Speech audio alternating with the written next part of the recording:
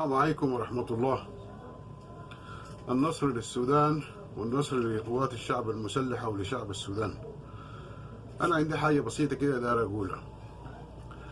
يا مرتزقة الجنجويد، يا أخي عينه بالعقل كده، بالعقل نفكر بالعقل، فكروا كده بالعقل. يا أخي شمال السودان وجنوب السودان، شرق السودان وغرب السودان، ما في زول طايقكم يا إخوانا، ما في زول طايقكم. والله انا اقول لك حاجه، انتوا الديمقراطيه دي ما بتجيبوها، كلام جميل، والبلد دي ما حتقدروا تمسكوها.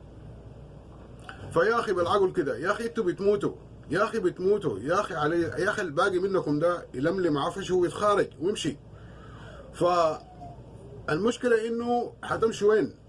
كل السودان ما طايقكم. حتى لو رجعتوا غرب السودان، والله والله والله قبائل غرب السودان دي حتتوحد، والله ما حتقدروا تعيشوا فيها بامان.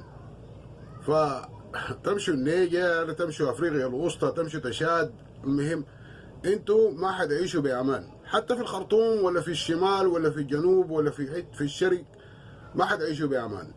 فلملموا حياتكم دي وباقيكم الحي ده، يا اخي امشوا بسلام، سلموا سلاحكم ده ويلا وتخارجوا وامشوا.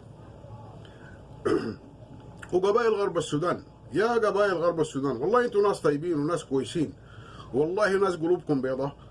فيا اخي المشكله انه شنو؟ المشكله انه انتوا في بعضكم اتوحدوا يا ناس، اتوحدوا يا اهلنا، اتوحدوا، والله انتوا اهلنا وناس كويسين. وعينوا الجيش ده، الجيش ده بيحارب فيه من اكثر ناس من غرب السودان، اكثر ناس من غرب السودان بحارب في البلد دي. شفت كيف؟ وبحارب انه شنو؟ يخلص البلد دي من النهب السريع.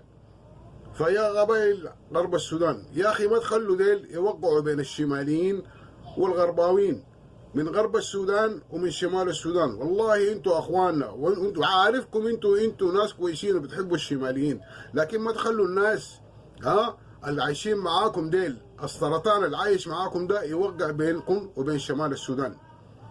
فاتوحدوا واطردوا الناس ديل من مناطقكم، دي مناطقكم ودي اراضيكم ودي بلادكم.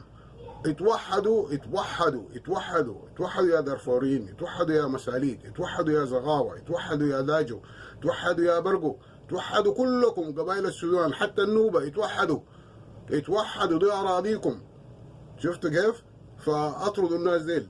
فيا أخوي هي السودان ده للسودانيين، جايبين ناس من النيجر، جايبين ناس من أفريقيا الوسطى، جايبين ناس من تشاد، من مالي، من ليبيا. ما تقول لي عرب وما عرب.